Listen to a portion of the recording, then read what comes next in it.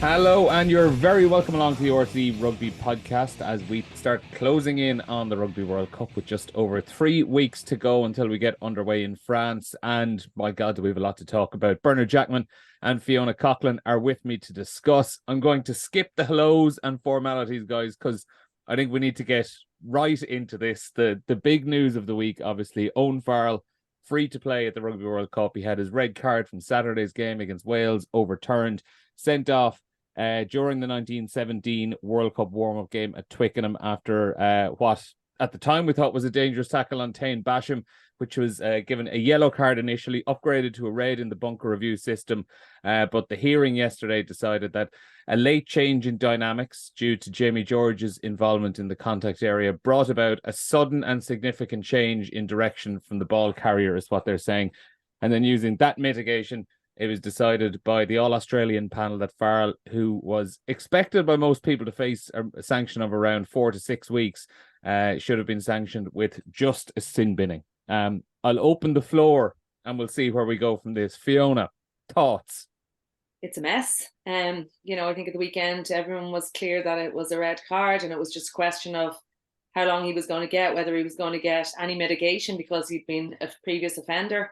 And then I was a bit surprised yesterday when it came out that he was let off. And I get where they were looking with the mitigation, but I think using the word significant with regards to Jamie George and the impact that he had on it is wrong. I don't think there was a significant reduction in height. There was a slight movement off the line of the tackle line, but I think Farrell had enough time. I know we're talking about dynamic situation, but Farrell had enough time and enough distance to adjust, and he never looked like going low. So I just think it makes a mockery of the whole system that they've put in place, this bunker system that we thought would speed up the game and look to get the right decision, take away the emotion from the game. And now it's just thrown it really in the face of the referees. And, I think the whole of social media was aligned last night thinking that this was the wrong decision. What was your initial reaction when you saw the decision come through, Birch? Look, I think it proves that there's no point in us calling things with any kind of certainty at the moment. That's the reality. Like Fiona and I are going to be doing co-com at the World Cup, and can you really actually say with conviction that's what that's going to be? I don't think we can at the moment. The game is in an awful mess in this part of it. So much good is happening, but I think we're ripping ourselves apart as a game when people who are passionate, have been involved in the game for 30, 40, 50 years, see something and are pretty much in agreement that it's a red.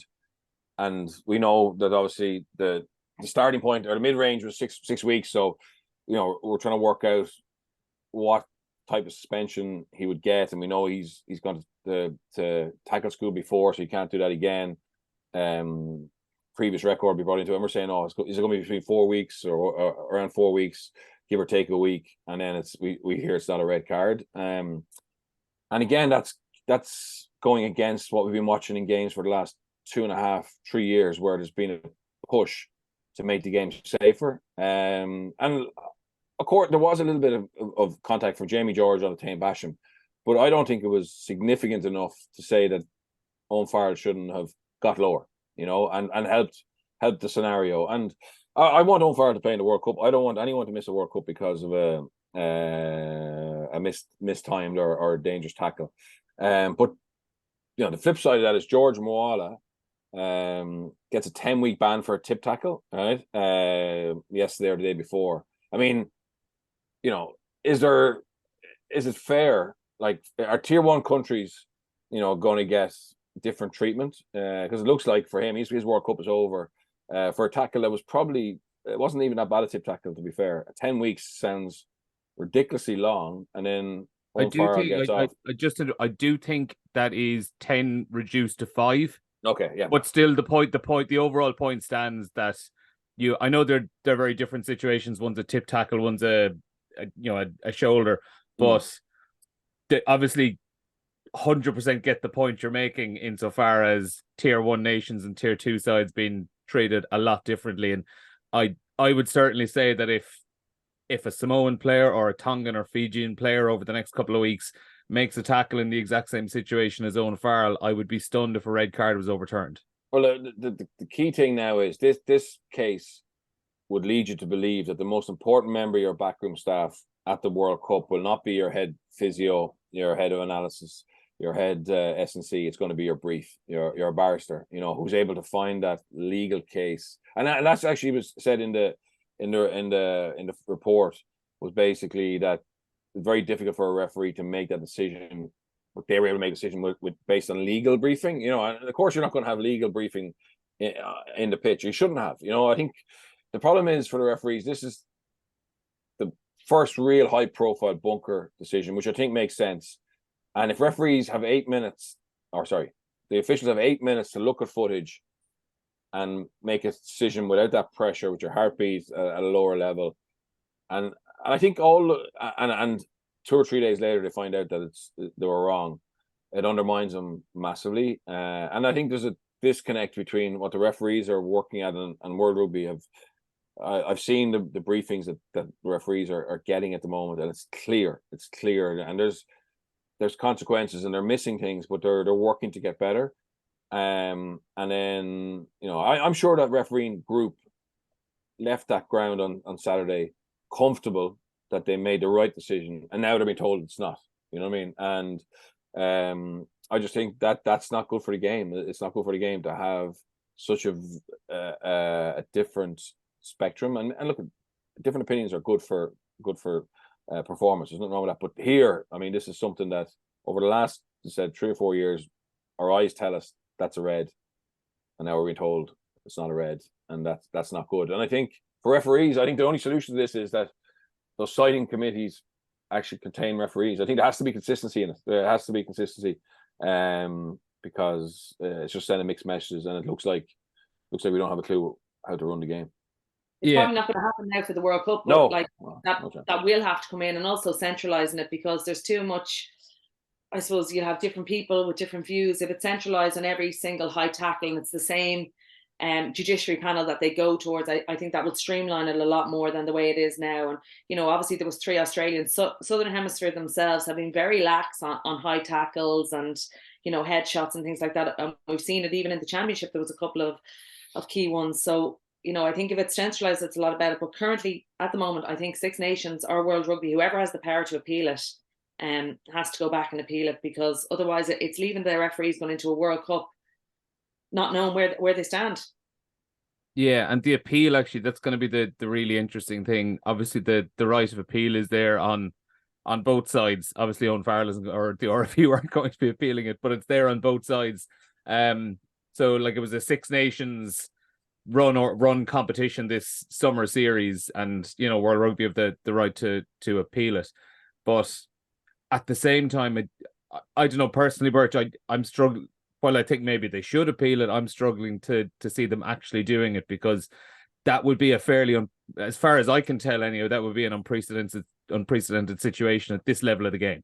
Yeah, I don't think they will, even though there's a bit of pressure for them to do it. I think they'll just let it go now. But this isn't really World Rugby's fault. It's just a mess. The whole thing is a mess, and they've rammed in this bunker thing situation as an aid to the referees. And in fairness, I don't disagree with that. I think it is a really good idea, but effectively, it's very rare for them to bring things in this close, and it shows you there was a need for it. It shows you that the referees wanted this to help them, because they were coming under so much scrutiny, so much pressure. And let's be honest, how many games has the referee or a decision or a lack of decision become a talking point over the last year, when we should be talking about the brilliant tries, the line breaks, the talent, etc. So I totally understand why they brought this in, but the consequence of that is it has to lead to more consistency and transparency. And this is one example, and maybe this is actually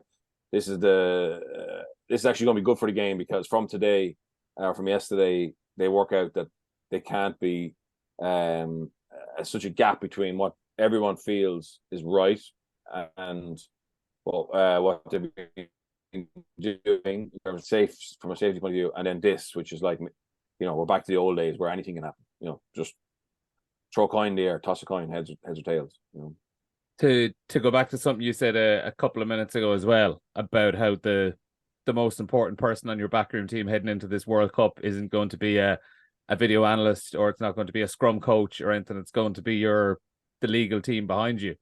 Like, it doesn't do much for the image of the game all the same as well. I mean, it's like, let's be honest, rugby as a sport, it's in certain parts of the world, it's got quite a posh elite image, and having the bigger teams around the world getting these bigger decisions simply off the back of the fact that they can afford the best legal teams in the world, even aside from, if we're talking image of the game in the future of the sport, insofar as like dealing with head injuries, but just the sheer optics of it, I just think it looks disastrous.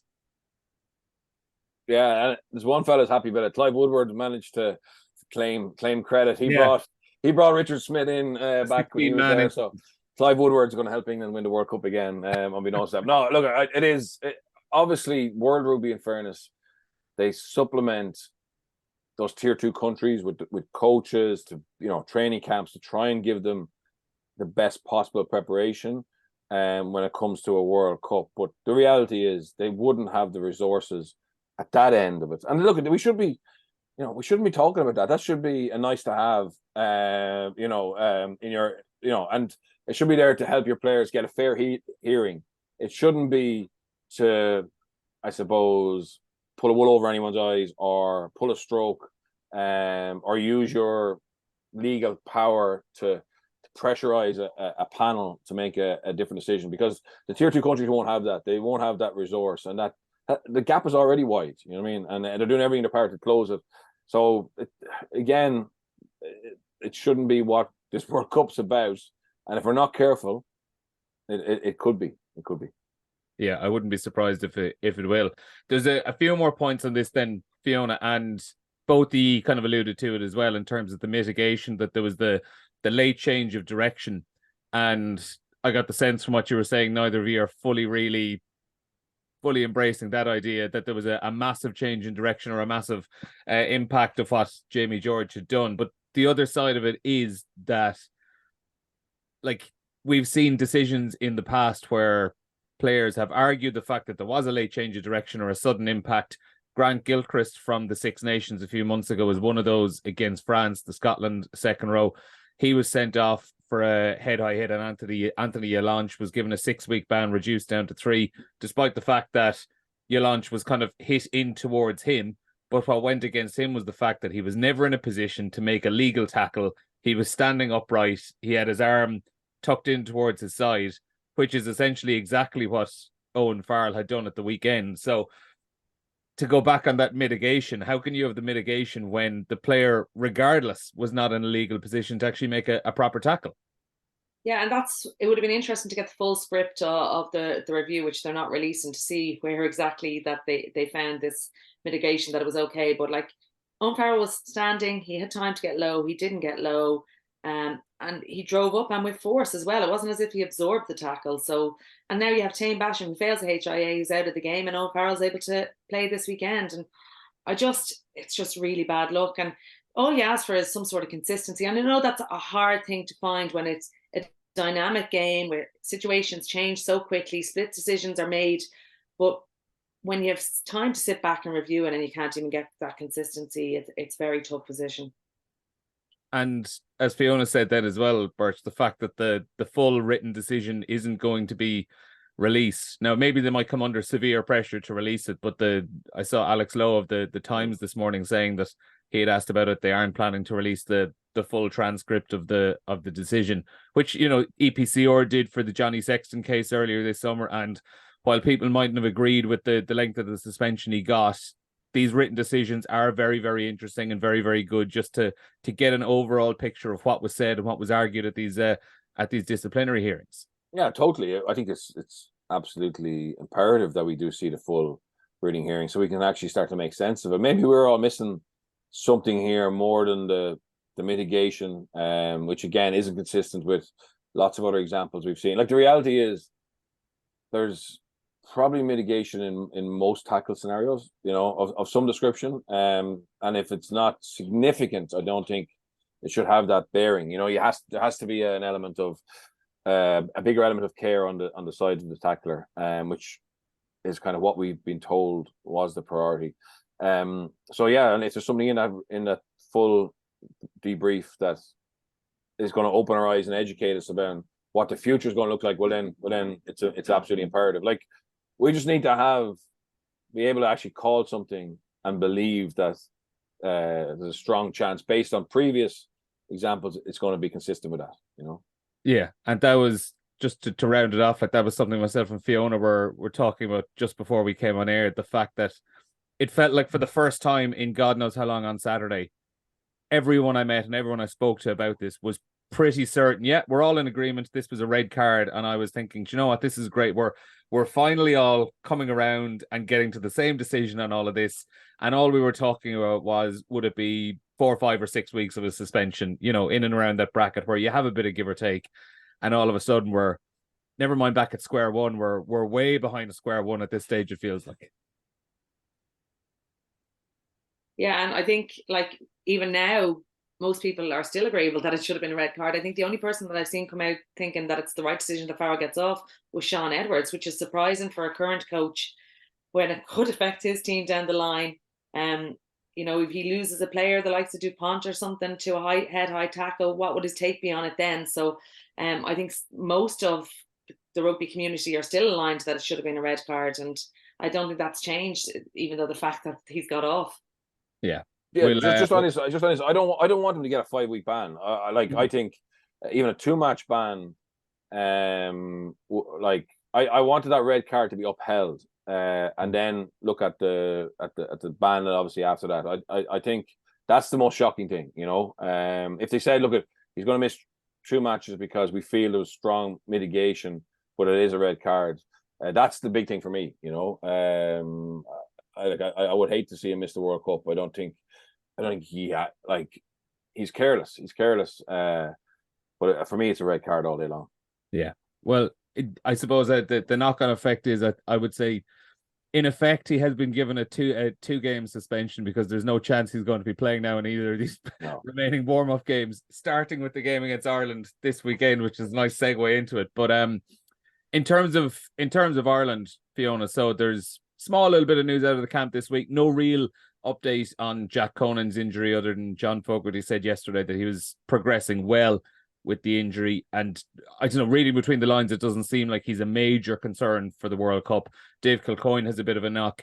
So Jeremy Loughman is called in. Now, Loughman's an interesting one. I think a lot of people were surprised he probably wasn't in there to begin with when the squad was announced back in May. So kind of will be interesting to see how he gets on, and if he could potentially sneak in ahead of someone like Dave Kilcoyne. Yeah, look, they didn't say what was wrong with Kilcoyne. They'll give probably a further briefing on Thursday when they go to the team announcement. But he had a brilliant end to the season. You know, I think it was from April he started every single game, finished out strongly.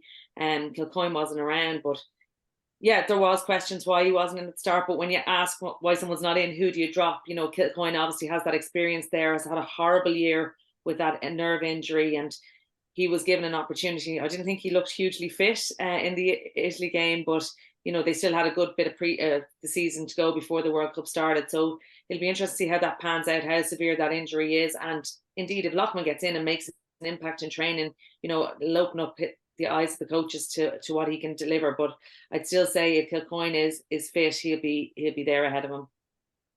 How are you seeing that, Birch? I think Kilcoyne will be ahead of him. Yeah, I don't see any change. It's just at this stage now, you just need to bring extra bodies in. I can't see Farrell going from anyone outside that bigger group, to be honest. In terms of this weekend selection, then we'll find out tomorrow what the 23 is. I'll throw it to you first, Birch. Are we expecting this to be as close to Ireland's best 23 available as possible? Yeah, I think it will. I think you'll start to see some of the combinations that we would presume were first choice: Henshaw, Ringrose, James Ryan with Ty Byrne maybe, you know, at lock, and yeah, just start to get some minutes into the key players. Obviously, we don't know what rotations they did against Portugal, but this is the last game at home. It's against England, an opportunity to build on Italy, and I think it'll be very close to as strong as Irish team as far as I can pick, to be fair. Fiona, specifically at out half, are you thinking Ross Byrne or Jack Crowley starting this weekend?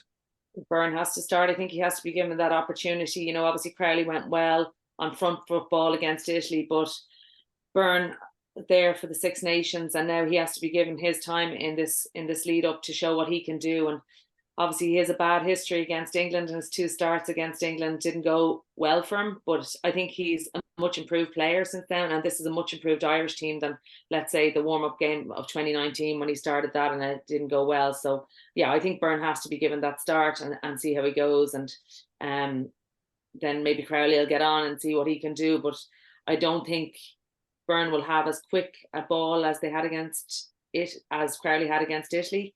I think it'll be tougher at the breakdown, even though England aren't exactly firing at the moment, but they will cause Ireland trouble around the breakdown, or try to anyway. Yeah, and like it's a tricky one with England, Birch, because obviously like they haven't been good pretty much for 12 to 18 months, it feels like at this stage. But while Ireland have beaten them over the last couple of years, Ireland haven't really performed that well in either of those games as well. And if they were to have another scrappy performance against them this week, I don't know, would there just be a few creeping doubts coming out of that? Like, are you expecting them to go hell for leather at it this weekend? Yeah, I am. Yeah, I am. I think they're very, very frustrated with how they played in that Grand Slam game. You know, they won, but obviously there was a red card, and they just didn't fire at the same level, and that's been something that they've talked about a lot. And as you say, they haven't really put into the sword to the level they have other teams. So they would expect to show quite a bit this week, I think, in terms of their attack and defense, and add to Italy, build a bit of momentum. That Samoa game could be stop start. I think it'll be tricky enough. So this is probably the last real chance we have. And yeah, I agree with Fiona. England, you know, are powerful. I think England actually, they actually salvaged it at the end, not just a win, but just the way they were 12 men, they conceded a try, and then to get get the ball back from the kickoff and go and score. I think that was a big boost for them. As if they had lost that game and obviously lost Farrell, it was a shambolic, start to their preparation. So they may get something out of it, but you can't see them firing too many shots, bar power. I mean, their attacking game still looks to be very, very backward and not really clear what they're trying to do. And you expect Ireland to win, and on form, we should win quite well. And with the layout of the World Cup pool games as well, then Fiona, I don't know, would you expect England to be a little bit further down the line in terms of their actual pre-season preparations, where Ireland they have the luxury of being able to start out with a game against Romania. England are first up against Argentina and into Japan. Like, their first 2 games are their most important of the pool. Does that actually impact the way the preseason is laid out in terms of how they're gearing themselves up? Like, are Ireland in theory maybe a couple of weeks behind just with their own preparations? Well, I think England would have hoped that they'd be further along in their attacking shape at the moment. It's, as Bert said, it's been pretty non-existent, and they haven't fired at all. I think obviously players coming back in, the likes of Lawrence and Marchand, they're bringing that direct ball, but they've no real game players outside what Farrell probably brings. I know they'll hope to get Elliot Daly involved a lot more, but they haven't. And they've spoken much about how hard they're going during the week. That's why they're sloppy and lazy. They're off pace then at the weekend because they're going so hard during the week, which just doesn't seem like that they've planned it very well. But they're obviously looking to peak in that first game against Argentina because they have to. Whereas Ireland, obviously have the lead in. They're looking to peak later on in September. But I think Farrell will be he was frustrated at times again in the Italy game that it was sloppy. He expected them to be sharper. So I would assume 2 weeks after that he'll expect Ireland to be away sharper. Yeah, you mentioned there the Borthwick saying, we're going so hard, we're struggling at the weekend because we're going so hard in training during the week. And Birch, that was giving me flashbacks right back to 2019 with Ireland. At least it's them. I remember hearing Borthwick say it as well a couple of days ago, and that was the first thing that came to my mind. Yeah, there's a consequence to that. In theory, it makes sense, and the sports scientists will tell you, look at those working hard on that Thursday, Friday, which normally you would taper off. That's going to pay it's going to pay later on. But if you have the type of performance we had in Twickenham, when Ross Byrne played going into the last World Cup, where you just look lethargic, you get ripped apart like England did to us. I think the psychological damage that can do, the effect it has on confidence and morale, far outweighs the benefits for 2 extra heavy days. And it's going to be interesting. I don't think they'll go heavy this week. I think he realizes they need to be fresh to get something out of this Irish game, because the reality is, okay, it was great they found a way to win, but the actual quality of rugby in the Wales-England games over the 2 legs was horrendous. I mean, it was absolutely horrendous. And particularly when you compare it to Scotland-France, both those games. Now, both teams have a different philosophy, but it was pretty poor. And for England to have genuine belief that they can beat Argentina, who are a good side, you would expect them to need to get something out of this match on Saturday in terms of a feel-good factor about their performance. We know their maul is strong. We know their scrum. The scrum has been very messy, but it is a strong scrum. But you'd feel they need to get a little bit of attack and flow. And they actually had a couple of opportunities, but Farrell actually ironically threw a couple of bad passes when they actually had Wales on the rack, So, but it'll be interesting. George Ford or Marcus Smith, Tulagi will come back probably. He'll add to it. And Anthony Watson. They'll have a couple of big players to come back in.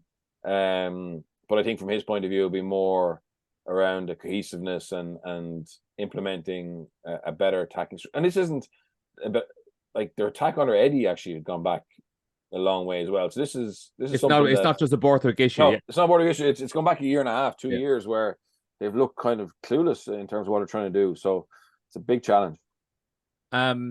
One final point on Ireland. I might come back to the difference between that Scotland-France match and the England-Wales game in a minute or so. But one final point on Ireland.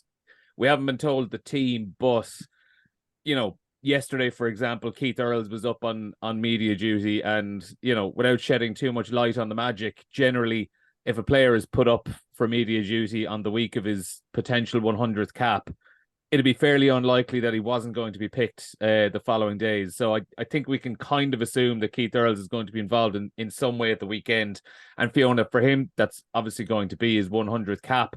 And it's 100 cap, I think that strangely, I think most people probably thought would have arrived earlier, considering he was on 96 just under 2 years ago, but the injuries stopped him. And as he said yesterday, with the way the injuries went over the last couple of years, he thought he wasn't going to be able to hit this mark. So it's a lovely milestone for him, just the 9th Irish men's player to hit the century of caps, and whether or not he makes it to a World Cup over the next month or so remains to be seen. But at the very least, he has that personal honor of being able to hit 3 figures.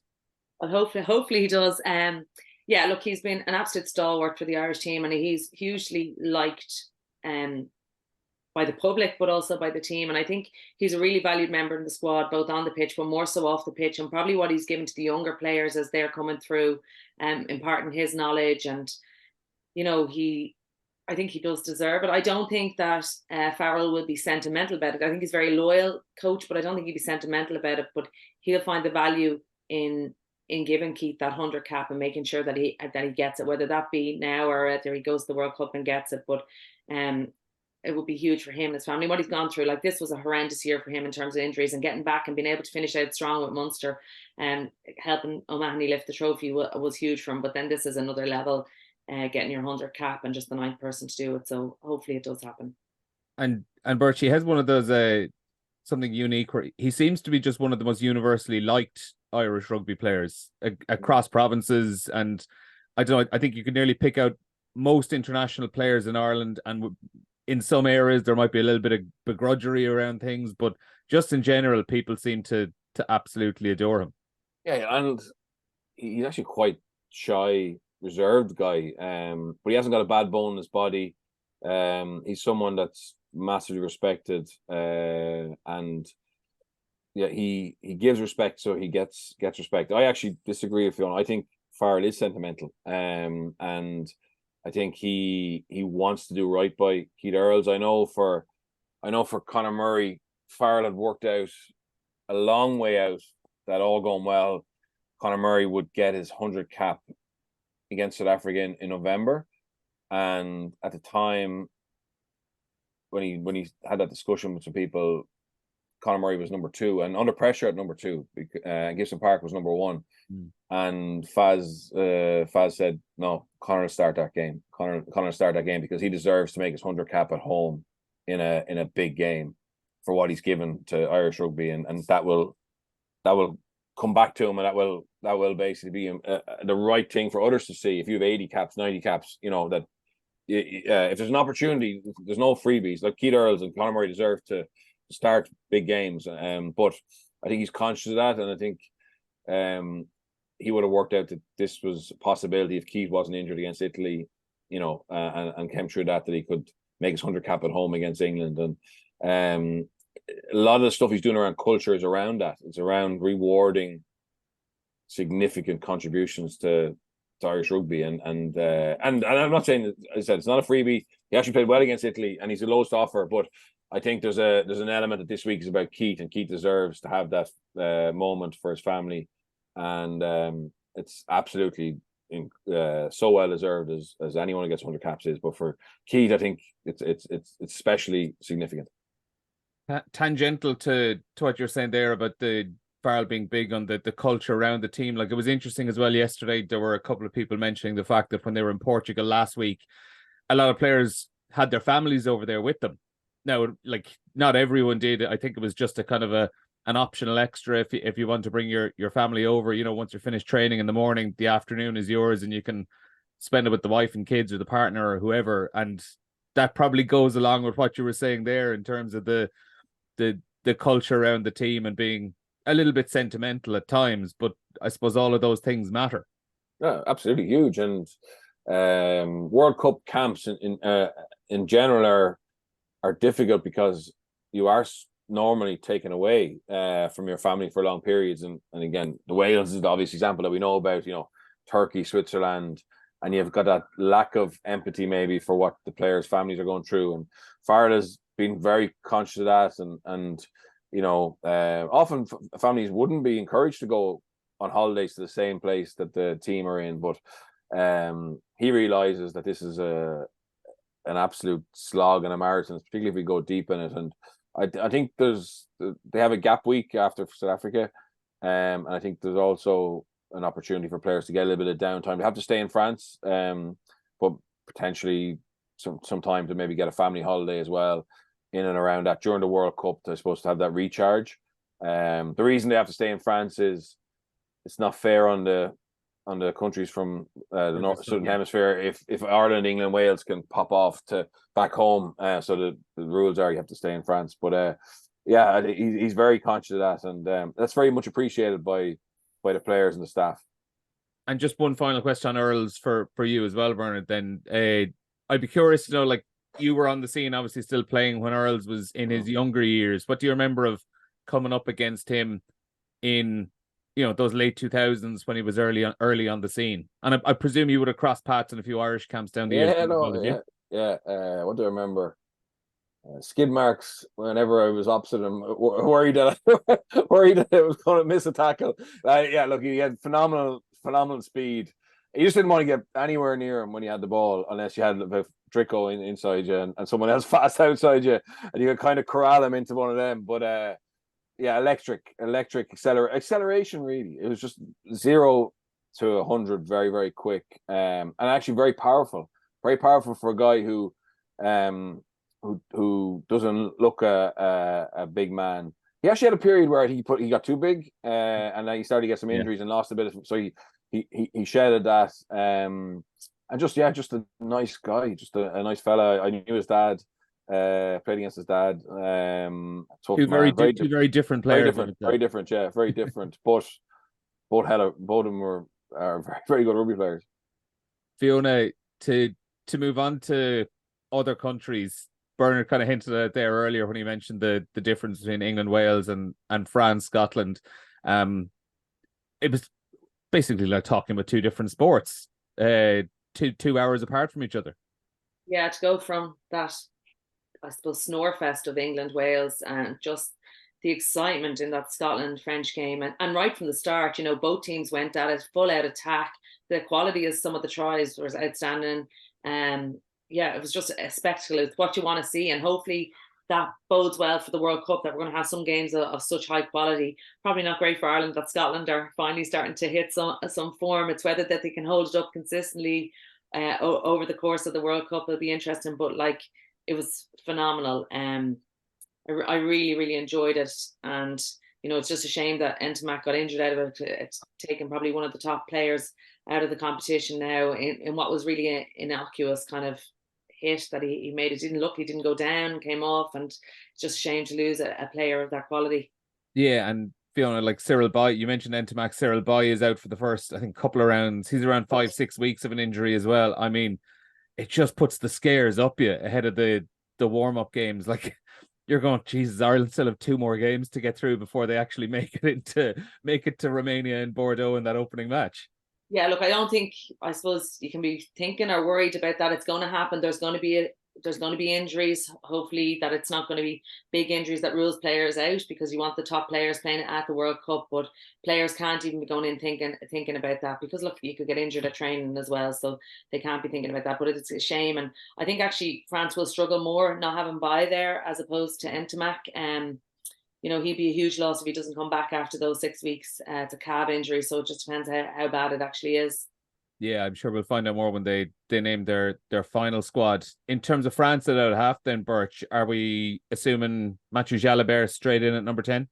Yeah, and you know what? There's a lot of people in French rugby who would actually have Jalibert ahead of Ntamack, particularly around control. But actually, statistically, his stats are the best in terms of line breaks, defenders beating, of any 10, but better than Johnny Sexton, better than Roman Ntamack, better than Marcus Smith. But Ntamack has that ability to turn a game. We saw it in the top 14 final. We've seen it over the last 4 or 5 years. He's a beautiful runner, and his relationship with Antoine Dupont is seamless. So they have depth. They have depth there. I think Bai would be a bigger blow to them. Horrible for Ntamack, a home World Cup. You know, the world at his feet, but that's sport, and unfortunately it's going to be. I think every squad will probably lose a key player over the next 7 or 8 weeks. And then in terms of Scotland, obviously they didn't get over the line and win, but at times played some sensational rugby over those 80 minutes, and at the very least have shown that they're going to cause Ireland, Scotland enormous problems, and on their day are certainly capable of getting through that pool. Yeah, the first game against South Africa, I think, is a phenomenal chance for them. You know, maybe catch South Africa a bit cold. It's amazing the way things have played out. So Gregor Townsend was very much not going to be kept on. The SRU interviewed a lot of other people for his position, and then they hit a few bright spots in the Six Nations without obviously winning it, and they decided to stick with him. His relationship with Finn Russell has gone full circle. Last November, he was in the top 3 out halves in Scotland, we were led to believe, and now he's the captain, playing some good stuff. They've Duan van der Merwe, who's probably the best winger in the world at the moment, or one of the best. And they've got a very good attacking mindset. And actually, what was really interesting about Gregor Townsend as a player was a maverick, and it was all about taking risks and taking opportunities. And then actually as a coach with Scotland, he became, after his first World Cup failure, they actually tried to be more pragmatic and more controlled.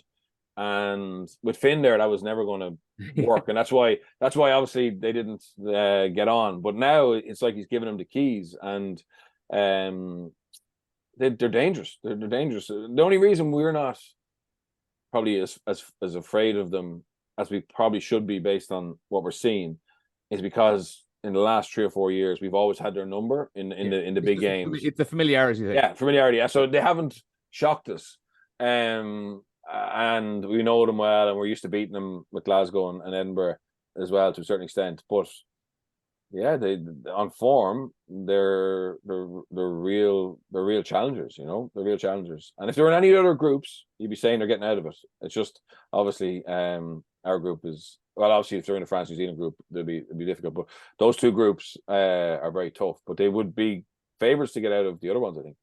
Yeah, and you know, it feels like it's a weekly discussion point at this stage, but nearly every single game that's being played, it's just showing up even more how ridiculous this this pool draw has been, where obviously you had England, Wales, and then you had France, Scotland, and to put those side by side, knowing that there's a half decent chance that both England and Wales could potentially get to a World Cup semi-final, and there's pretty much zero chance that both Scotland and France are going to be getting there, like both on the same sides of the pool.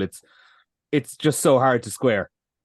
It is. Look, and World Rugby have recognised that, and it's going to be changed for the next one. It's just a shame that you're just not going to see the best teams probably in the semi-finals, or indeed even the quarterfinals. So yeah, it is disappointing, but that's the way it is. And I know it's to sell tickets early, but really 2.5 years out, like surely a year is enough time to sell tickets. People will want to go, and it's just disappointing that we're not going to have the best teams, probably quarterfinals, semi-finals, but that's such as it. Can I just go back to Scotland and Ben Healy actually going to World Cup now, which is huge for him. Obviously when they dropped Hastings, it was probably clear that he was going, but officially announced this morning. So to make that decision to move allegiances and go over to Scotland and actually get to a World Cup is huge for a player. Yeah, it's massive for him, and congratulations to him. And just the very final point, Birch, before we finish off, just to throw another layer into Ireland's pool after we spoke about Ireland and Scotland. See Khaleesi back for South Africa this weekend, just to add a little bit more fun into everything. Yeah, it's a great boost for them. I mean, I remember when he got that injury and it looked like his World Cup dream was over, but apparently his rehab has gone incredibly well. And sometimes I would argue he isn't in the best back rows that South Africa can pick, but certainly he seems to add a huge amount overall. And has a huge amount of charisma and leadership, and is a very good player. But they have serious talent. But it's a great boost to see him back on the right track, and looks like he's available. Yeah, and it looks like they're going fairly close to full out this weekend, so it'll be interesting to see how they get on. Guys, that's where we're going to leave it for this week. Thanks a million, as always, for joining us. I'm sure I'll see you both at the Aviva Stadium this weekend. Ireland against England is this Saturday at the Aviva, live on RT2 and RT Player and on RT Radio 1 as well. And follow the RT online channels for all of our coverage of that as well. Folks, thanks a million. Thank you.